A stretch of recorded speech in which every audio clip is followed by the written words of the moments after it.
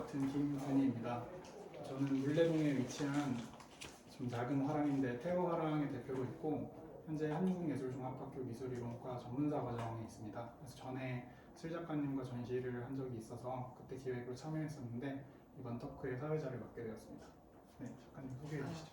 저는 이번 거짓말쟁이와 파수꾼 전시에 참여하게 된 박슬이고요. 지금은 현재 한국예술종합학교 조형예술과 학부에 재학 중입니다. 그럼 바로 첫 번째 질문부터 드려볼게요. 이번 문화공간 길담에서 진행되는 작가님의 전시, 이 거짓말쟁이와 파수꾼은 좀 다양한 작업들이 전시된 것 같아요. 동판화랑 사운드 그리고 조형 외에도 또 직접 참여하신 퍼포먼스가 좀 인상적이었는데 이게 개인적으로는 좀 전시를 마치 영화나 연극에서의 것처럼 하나의 재현처럼 느껴지게 했던 것 같아요. 이제 먼저 작가님이 의도한 기획에 관해서 좀 가볍게 질문을 드리고 싶은데 이 거짓말쟁이와 파수꾼이라는 전시 제목에 대해서 말씀해 주셨으면 좋겠습니다. 이 거짓말쟁이와 파수꾼은 일단 전반적으로는 폭력의 시간이 지난 후에도 잔존하는 폭력 속에서 살아가는 두 인물에 관한 이야기를 중심적으로 다뤘어요. 근데 제가 생각하기에 폭력의 시간이라는 거는 어떤 지금 저희가 살아가고 있는 인과적인 시간이라기보다는 어떨 땐 느리게, 어떨 땐 빠르게, 또는 어떨 땐 뒤섞여서 이제 살아가는 시공간에서 살고 있는 이들이라고 생각을 하는데요. 제가 폭력을 재현하는 방식에 있어서 이번에 서사를 좀 차용을 했어요. 그래서 거짓말쟁이와 파수꾼이라는 두 인물에 집중을 해서 전시를 진행하게 되었습니다. 그 거짓말쟁이 같은 경우에는 이제 그 피해 진술을 계속해서 반복적으로 하는 과정에 있는 인물인데요. 그 피해 진술을 계속 반복적으로 하는 과정에서 자신의 말을 이제 의심하게 되는 상황까지 가는 그런 인물이에요. 계속해서 어떤 추궁과 의심을 받고 계속해서 어떤 그 너가 갖고 있었던 폭력이라는 게 진실이 아니다라는 이야기를 계속해서 듣다 보니까 스스로도 진술을 하면서도 이제 자신의 말을 믿지 못하게 되어서 마치 메아리 속에서 살아가듯이 목소리가 무엇인지를 모르고 그렇게 자신의 목소리를 잃게 되는 인물이 이제 거짓말쟁이라고 저는 이야기를 썼고요. 파수꾼 같은 경우에는 앞서 작업에서도 보여지지만 타버리고 있는 없어져 버린 집을 지키는 인물이에요. 그러니까 언제부터인지는 모르겠지만 목줄에 죄어서 집을 지키게 되었는데 그 목줄도 그리고 그 집도 타버렸지만 지키고 있는 행위 그리고 짓는 행위만 남아버린 사람에 대한 이야기입니다. 저 같은 경우에는 이제 트라우마에 관련된 이야기라고 설정을 했지만 파수꾼의 행위나 파수꾼이 지금 살고 있는 공간은 사실 어떠한 폭력에도 해당이 될 수 있다고 생각을 해요. 예를 들면 뭐 가령 자신이 믿고 있는 종교라던가 아니면은 무엇을 목적성을 잃어버린 그런 상황에서 이제 자신이 뭘 하고 있는지 모르지만 목소리를 잃어버린 자들에 대한 이야기를 생각하면서 만들게 된 인물입니다. 그 두 인물은 어떤 뭐 다른 인물일 수도 있고 아니면은 같은 동일 인물일 수도 있다고 생각을 해요. 그래서 거짓말쟁이와 파수꾼이라는 제목으로 전시를 진행하게 되었습니다. 혹시 작업 제작에 있어서 어느 인물이 먼저 좀 형성이 되었는지를 줄 수 있을까요? 저 같은 경우에는 이제 파수꾼을 먼저 생각을 하게 됐어요. 파수꾼은 이제 18년도부터 이제 제가 드로잉을 계속 어떤 형상을 계속 그리게 되었던 게 이제 파수꾼인데요. 처음 시작점을 이제 제가 재개발 구역에 나가면서 집을 잃은 사람들을 보게 되면서 그 사람들이 스스로 철조망을 달고 스스로 이제 없어져 버린 집을 지키려고 이제 말하는 행위에서 비롯돼서 제가 드로잉을 하게 됐는데 그 감상이나 어떤 심상을 이제 저에 대입을 해서 계속해서 그려나갔던 인물인 것 같아요. 네, 되게 친절한 설명 감사드립니다. 바로 그럼 두 번째 질문으로 여쭈겠습니다. 전시된 작품 중에서 가장 먼저 눈에 들어오는 두 개의 가면이 이제 관람자를 연극의 관객처럼 이제 전환시키는 것처럼 느껴지는데요. 그리고 또 사운드 작업 저녁 식사도 이제 카세트를 관람자가 직접 누르는 것 같은 그런 효과를 연출하신 듯해요. 근데 이제 기존 작업에 있어서 종이죽 작업이나 이 사운드 매체 작업은 시도하지 않은 형태인 것으로 알고 있는데 작업 사회자랑 이 저녁 식사에 대한 부연 설명을 조금 해주신다면. 일단 사회자라는 거를 이제 정면 가장 들어오자마자 보이게 벽에 배치하게 된 거는 그 옆에 있는 퍼포먼스 작업, 이제 음악 퍼포먼스 작업, 거짓말쟁이와 파수꾼에서 노래를 부르는 이들이 이제 쓰고 있는 가면을 달아놨어요. 근데 그 노래와도 연결이 되어 있지만 그 노래가 이제 이 전시를 전반적으로 설명해주는 그리고 인도해주는 이라고 생각을 했어요. 그래서 그들이 이제 이 전시를 저는 서사 구조를 좀 이용해서 이렇게 이어져 나가게 흐름을 좀 만들어 놨는데 그것들을 이제 설명하는 사람들을 배치를 가운데 해두었어요. 근데 단순히 설명이나 인도 정도가 아니라 노래 가사말에도 나와 있듯이 그 폭력의 시공간에 있는 이들을 알고 찾아주고 그리고 알아봐주고 찾아주고 그리고 기억해주는 일을 이제 사회자로 설정을 해뒀는데 이게 저는 이번 전시에서 제가 어떤 말하고자 하는 핵심과도 조금 연결이 되어 있다고 생각을 했어요. 그러니까 폭력의 시간에서 계속 맴도는 사람들은 언제나 존재를 하는데 그 사람들을 알아봐주고 찾아봐주고 기억해주는 그런 이들이 있다는 게 저는 되게 중요하다고 느꼈거든요. 그래서 사회자를 가운데에 두어서 그러니까 퍼포먼스든 전시든 조금은 극형태로 나오게 된 것 같아요. 그리고 사운드 작업 이제 저녁 식사 같은 경우에는 저는 이제 제가 하려고 하는 이야기가 있을 때 그것에 맞는 매체를 찾아서 응용을 해보려고 노력을 많이 하는 편이에요. 근데 이번에 처음으로 사운드 작업을 하게 된 거는 사운드 작업 저녁 식사 같은 경우에 저녁 식사 때 이제 뭘 먹었냐 또는 뭐 어떤 기분이었나를 물어보는데 이제 폭력의 피해 진술을 하는 과정의 그 질문과 형식을 좀 차용을 해서 사운드 작업을 하게 됐어요. 그로 인해서 좀 피해 진술을 했을 때 누가 거짓말쟁이인가 또는 누가 이제 어떤 구조를 갖고 있는가 위계적이고 폭력적인 구조를 갖고 있는가를 좀 나타내는 작업이었는데요. 사운드라는 매체의 장점은 저는 음악도 많이 사용을 하지만 사운드가 어떤 이미지를 상상하게 만들 수 있다고 생각을 해요. 그리고 사운드를 들었을 때 어떤 공간 안에 들어가게 된다는 그런 생각을 많이 하게 돼서 이제 계속해서 질문이 나오는 작업 안에서 그 질문들을 받으면서 듣는 이제 관객분들이 어떤 이미지를 상상하게 되거나 아니면 대답을 해야 되는 피해자의 감정에 조금 더 직관적으로 연결이 되었으면 좋겠는 생각에 그 주고받는 입장에 있는 그 공간 안에 들어갈 수 있다는 생각을 해서 이제 사운드 작업을 하게 됐습니다. 그래가지고 네 그렇고요. 사운드 작업 네 그렇습니다. 그 작업에 들어가 있는 음성은 작가님이 아니고 다른 분이 이제 음성을 촬영한 것으로 알고 있는 이제 넣은 것으로 알고 있는데 다른 이의 목소리를 넣은 이유가 따로 있을까요? 이제 여러 번 실험을 거쳤던 작업이었는데요. 처음엔 이제 제 목소리로도 해보고 이제 원래는 질문과 대답이 계속 같이 있는 형식이었어요.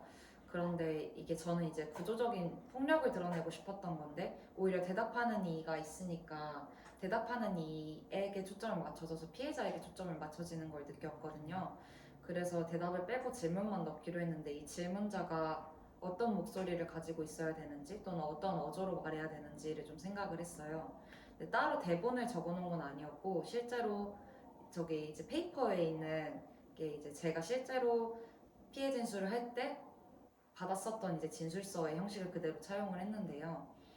거기에 있는 대답과 마찬가지로 그거를 쓴 이후에 이제 인터뷰를 하는 과정에서 나온 질문만 크롭을 한 형식이에요. 그랬을 때 원래 처음에 이제 남성을 쓸까 아니면 조금 더 위압적인 투로 할까 이런 극적인 요소를 좀 넣을까 했다가 오히려 좀 더 중립적인 목소리를 찾게 되었어요. 그래서 좀 중성적인 목소리에 그리고 담담한 어조에 있는 분을 이제 섭외를 해서 이제 인터뷰를 진행하면서 작업을 하게 된 것 같아요. 네. 저녁 식사랑 대비해서 이 파수꾼의 경우는 소리가 없잖아요. 작업 파수꾼의 경우 소리가 없는데, 근데 이제 관람자의 경우 분명 나무 그림책이나 이 서문을 통해서 이 파수꾼이 짖고 있다는 정보를 저희가 취득할 수 있잖아요. 사전적으로도 이 파수꾼은 경계를 하고 또 지키는 일을 하는 사람인 만큼 그리고 작가님의 작업에서 이 파수꾼은 그 모습이 좀 동물의 것처럼 보일지라도 사람의 형태를 하고 있는 만큼 그 파수꾼의 지짐이 좀 궁금해지는 것 같아요. 이번 토크에서 파수꾼의 말을 조금 공개해 주실 수 있는지 궁금합니다. 파수꾼의 지즘, 그러니까 서문에도 나와 있다시피 지즘이라는 거는 이제 알 수 없는 소리를 뜻해요. 대부분 동물들이 이제 많이 짖게 되는데 짖는 행위나 동물들이 짖는 걸 봤을 때 저희가 들을 수 생각나는 건 연상되는 것은 이제 경계를 한다거나 두려워한다거나 아니면 뭔가를 지키려고 했을 때 이제 짖음을 하게 되는데 제가 이제 곰곰이 좀 생각을 해봤어요. 사람의 짖음은 어떤 목소리일까? 어떤 느낌일까? 이런 것들을 생각을 많이 해보면서 원래는 그 퍼포먼스 작업에다가 짖음의 소리를 좀 빗댄 소리를 넣어보고 싶어서 집에서 혼자서 막 짖어봤거든요. 좀 짖어봤는데 이게 도저히 이게 나오지가 않더라고요. 어떤 짖음인지도 잘 모르겠고 그러다가 이제 그런 파수꾼이 짖는 거는 어떤 소리일까, 어떤 말일까를 생각을 했을 때 아까 처음 질문에도 말씀을 드렸다시피 파수꾼은 이제 목줄을 죄어서 목소리를 오랜 시간 동안 잃게 돼버린 자이거든요. 근데 자신이 짖는 행위만 나왔을 때 그 자기가 뭘 위해서 짖는지도 모르겠지만 왜 짖는지도 모르겠지만 제가 생각하기에 이제 파수꾼의 짖는 행위는 고통 속의 외마디라기보다는 약간 나 여기 있다 나를 알아봐 달라라는 부르짖음에 가까운 것 같아요. 그런 부르짖음도 있고 또는 목소리가 나오지 않지만 계속해서 외치려고 하는 어떤 삶의 의지가 아닐까 이런 생각을 하게 되었습니다. 그래서 그 짖고 있는 행위 또는 짖는 소리에 대한 그 감정을 좀 관객들에게 전달을 하고 싶어서 짖는다는 표현을 쓰게 된 것 같아요. 네, 저는 이해가 충분히 되는 것 같아요. 네. 그 작가님의 경우 어렸을 때부터 동화책을 되게 많이 보고 그 영향을 많이 받은 것으로 알고 있어요. 근데 매체적으로 이 동화가 작업에 어떤 영향을 끼쳤다고 생각을 하시는지 그리고 또 동화라는 테마를 앞으로 어떻게 활용하고 싶은지 그 작업 계획과 관련한 생각들이 좀 궁금합니다. 저는 이제 애초에 미술을 하게 된 계기가 이제 동화였던 만큼 동화에 큰 관심을 갖고 있는데요. 동화가 주는 힘이 되게 크다고 생각을 해요. 그 힘은 제가 생각하기에 어떤 판타지나 픽션을 통해서 오히려 저희가 살아가고 있는 현실 세상을 좀 새로운 시선으로 봐줄 수 있게 하는 그런 통로라고 생각을 하는데요. 동화는 이제 마냥 어린아이들을 위해서 이제 순수한 이야기만 담고 있다고는 생각하지는 않아요. 그 안에는 이제 비극의 요소도 있고 공포의 요소도 있는데 그것들을 통해서 아이들이 공감하는 과정을 통해서 서사를 통해 세상을 좀 더 이해하게 되는 그런 거라고 생각을 합니다. 예를 들어서 제가 좋아하는 뭐 팀버튼 감독 같은 경우에도 이제 어떤 공포 요소들이 좀 많잖아요. 그런데도 그 동화적 서사를 차용을 하면서 소외된 이들에 집중을 하고 있어요. 이 세상에 살아가는 소외된 이들. 그리고 뭐 한 가지 더 예를 들면은 제가 가장 좋아하는 모리스 샌델 괴물들이 사는 나라라는 동화는 사람들이 쉽게 지나쳐가고는 하는 아이들의 부정적인 마음 또는 그 분노라던가 외로움 같은 거를 어린아이들의 감정을 판타지 이제 괴물들을 만나러 가는 과정에서 그것들을 드러내고 있는데요. 그런 식으로 저도 동화를 쓰고 있는 것 같고요. 저희들이 모두 아이들이었던 것만큼 어른들도 언제나 그 내면이 있다고 생각을 하거든요. 그래서 저는 그 어린 아이들의 힘을 믿고 있어요. 그 아까도 말했다시피 동화는 다른 소설이나 이런 것들과는 좀 다르게 논리적으로 이렇게 이야기를 따라간다기보단 감정에 좀 다이렉트로 연결되는 느낌이 들어요. 제가 하고 있는 작업과도 결이 좀 맞다고 생각을 하고 있고 그래서 앞으로도 계속 동화를 쓸 것 같은데 동화의 구조를 제가 익숙한 언어이기도 하고 제가 잘 표현할 수 있는 언어라고 생각을 해요. 앞으로 어떤 매체나 어떤 식으로 이끌어갈까를 좀 생각을 해보자면 좋아하는 작가 중에 이제 장 디비페라는 작가가 있는데 그 작가는 우르르프라는 이제 이야기가 담긴 연작이 있어요. 그것들을 이제 음악과 함께 해서 뮤지컬로 이제 표현을 한 적이 있거든요. 자기의 회화를 코스튬으로 만들어서 그런 거나 아니면 류제수의 노란 우산이라는 동화 같은 경우에는 이제 이미지와 음악을 섞어서 음악 동화를 만들어서 그 안에서 서사를 상상하게 하는 그리고 감정을 느끼게 하는 그런 시도들을 하고 있는데 그런 것들을 보면서 이제 저도 한번 해보고 싶다 이런 생각들도 많이 하고 있고요. 지금은 이제 제 감정에서 많이 출발을 했던 작업들이었어요. 그런 작업들은 좋은 출발점이었다고 생각을 하고 앞으로는 제가 보고 있는 세상, 제가 가지고 있는 시선에서 이제 좋은 질문을 던질 수 있는 그런 작업들을 다양한 매체를 제가 아까 말했다시피 하고 싶은 이야기에 맞게 할 수 있게끔 좀 더 공부도 하고 연구도 해서 그런 작업들을 이제 계속 진행하지 않을까 싶습니다. 벌써 마지막 질문인데 벌써 마지막 질문인데요. 네.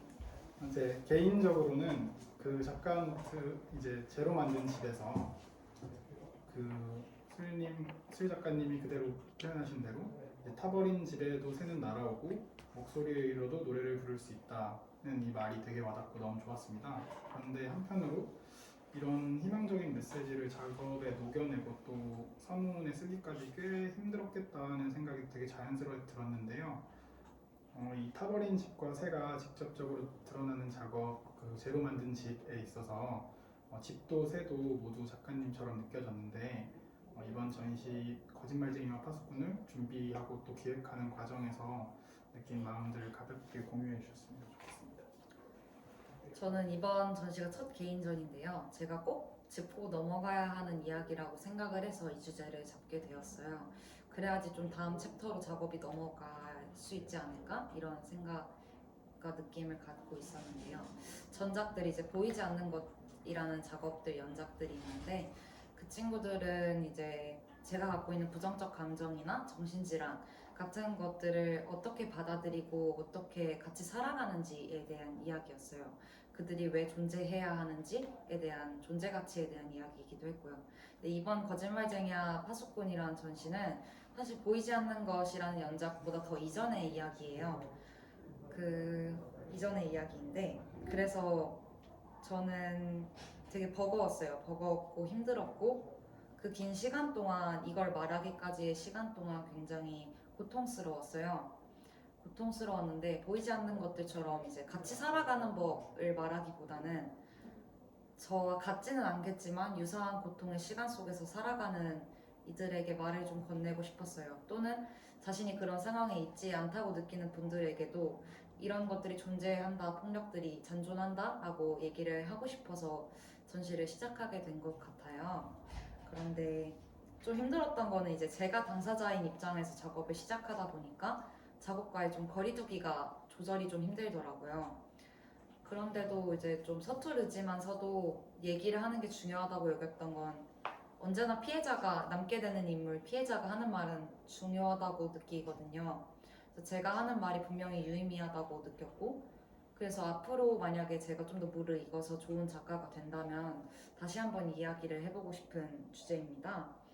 그래서 그 아까 말했다시피 유사한 시간 속에 살아가는 어떤 폭력 안에서 계속 살아가고 있는 분들에게 하고 싶었던 말은 여기 같진 않겠지만 그런 시간을 같이 살아가고 있는 사람이 있다. 나라는 사람이 있고 항상 절망스럽고 지치고 다시 계속해서 끊임없이 반복될 것 같은 폭력 안에서 살아가지면서도 저는 이렇게 잘 살아가고 있다고 그리고 가끔은 그 안에서 행복도 느끼고 어떤 희망을 가지고 살아간다는 얘기를 하고 싶었어요. 그러면서 제가 제일 여기 전시 중에서 애정하는 작업이 아까 말했던 제로 만든 집이었는데요. 그거 같은 경우에는 이제 폭력은 계속돼요. 폭력은 언제나 존재를 하고 계속되지만 그와 동시에 삶도 이어진단 말이에요. 타버린 집에서도 이제 새가 날아오고 날아가듯이 삶은 이어지니까 그거에 대한 희망을 좀 나는 갖고 있다고 그런 이야기를 나누고 싶었습니다. 감사합니다. 제가 오늘 토크 사회자로서 준비한 질문은 이렇게 5가지였는데요. 혹시 전시를 관람하신 분들께서 좀 궁금하신 점이 있으면 한번 질문을 편하게 주실 수 있을지 말씀해 주시겠어요? 네, 앞선 토크 자세하고 친절하게 해주셔서 정말 감사하다는 말씀 먼저 드리고요. 저는 이제 이 거짓말쟁이와 파수꾼이라는 전시 이름을 들었을 때 파수꾼 특히 이 단어에 꽂혔는데 처음에 제 머릿속에 드는 어떤 파수꾼이라는 생각은 첨탑이나 아니면 성벽에서 뭔가를 지키는 사람들 아니면 뭐 경비 초소 이런 이미지가 먼저 떠올랐는데 이제 작품으로 나타내신 그런 목줄에 매여서 개 형상을 띠고 있는 어떤 사람이라든지 아니면 이 작품 말고도 이제 작가님의 여러 작품에서 나타나는 어떤 수위나 모티프에 대해서 작가님이 어떤 전하고 싶은 의미가 이런 모티프 안에 더 있는지 지금 전시된 작품 중에 행복한 까마귀라는 저 작품에서도 잘 이렇게 생각이 나서 궁금해서 여쭤보는 겁니다. 어떤 의미를 더 전달해 주실지 공유해 주실 수 있나요? 네. 뭐 저기 악몽이라던가 행복한 까마귀 또는 파수꾼의 형상에서 개를 떠올릴 수 있는 그런 수인을 자꾸 쓰게 된 거는 되게 무의식적으로 쓰게 된 건데요. 악몽이나 행복한 까마귀 같은 경우에는 제 정말 악몽에서 시작을 했던 말이었고, 근데 까마귀 인간이라는 걸 만들게 된 거는 악몽에 그대로 나오기도 했지만 그 까마귀 악몽에 연작이 몇 개 더 있어요. 사실 회화가 거기서 나와 있는 게 자신의 발을 쪼고 있는 이제 까마귀 인간의 모습이 있습니다. 그게 좀 혼란스러움을 좀 나타내려고 했던 것 같아요. 자기가 누군지, 내가 새인지 사람인지 잘 모르겠는 그런 감정 상태를 나타내면서 발을 쪼고 있는 것도 자신을 좀 부정하는 느낌으로 내 발을 보기가 싫어서 이게 내가 누군지 모르겠어서 발을 쪼고 있는 그림을 그렸거든요.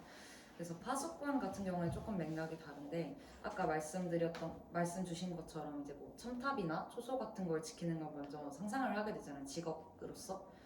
이제 집을 선택하게 된 게 말씀하셨다시피 개를 상상을 먼저 했는데 개들은 사실 우리의 집을 지키잖아요. 사람의 집을 지키는데 처음부터 집을 지키진 않았을 거라고 생각을 해요.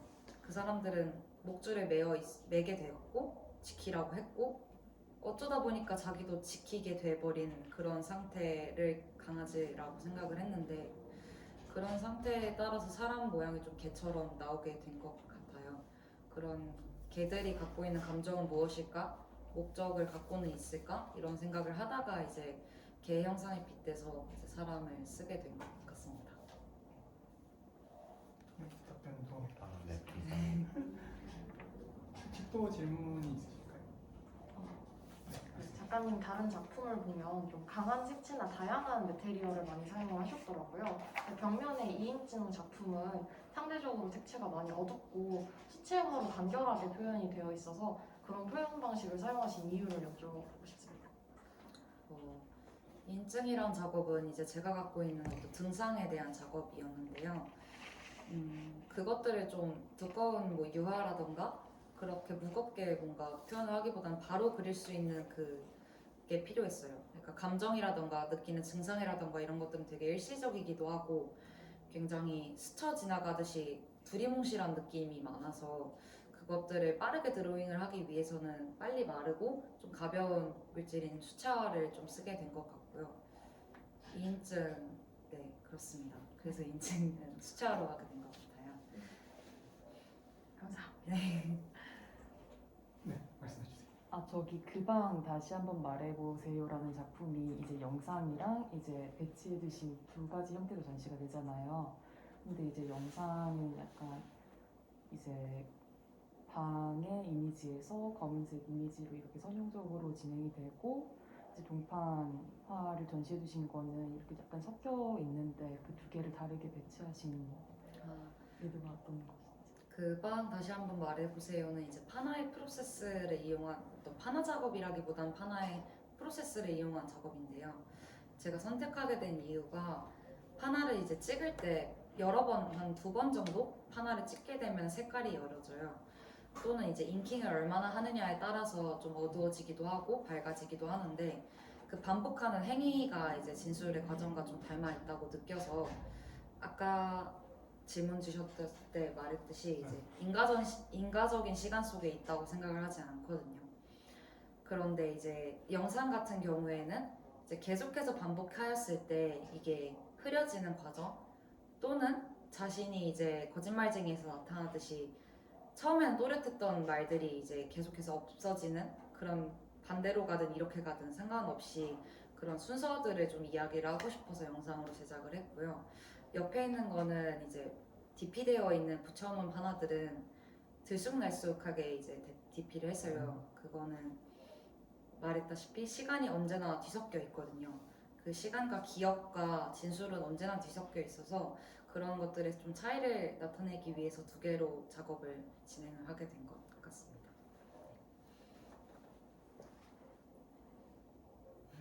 네, 혹시 추가로 질문해 주실 분이 계실까요? 그 9번 보면은 그 까마귀처럼 생긴 그게 이제 가운데 이렇게 있잖아요. 혹시 까마귀의 어떤 이미지를 이렇게 선택하신 이유가 뭔지 궁금합니다. 엄청 깊은 의미가 있는 건 아닌데요. 항상 검은새한테 저는 조금 꽂히는 게 있더라고요. 검은새가 사실 사람들이 예쁜 새나 그렇게 생각을 하진 않잖아요, 검은새를. 그런 새들한테 까마귀를 제일 좋아하는 동물인데 굉장히 뭔가 저한테는 심장이 좀 감정적으로 좀 와닿는 게 있어요. 그런 까만 새들한테. 그래서 하게 됐고, 재로 만든 집에서 까만 새 같은 경우에 이제 타버린 집 같은 재 같은 느낌? 이런 느낌으로 이제 까만 새를 선택하게 되었습니다. 감사합니다. 네. 뭐 질문이 아니어도 뭐 감상이나 아니면 뭐 그런 걸 말씀해 주셔도 감사할 것, 피드백이나 이런 것도 좋을 것 같아요.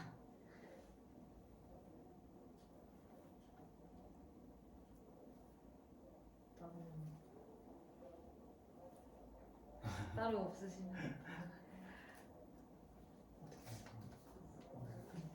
네, 따로 질문이 없으시면 저희 오늘 전시 토크는 이렇게 마무리하도록 하겠습니다. 네. 즐겁게 관람해 주시면 감사하겠고 여기 와주신 모든 분들 감사합니다.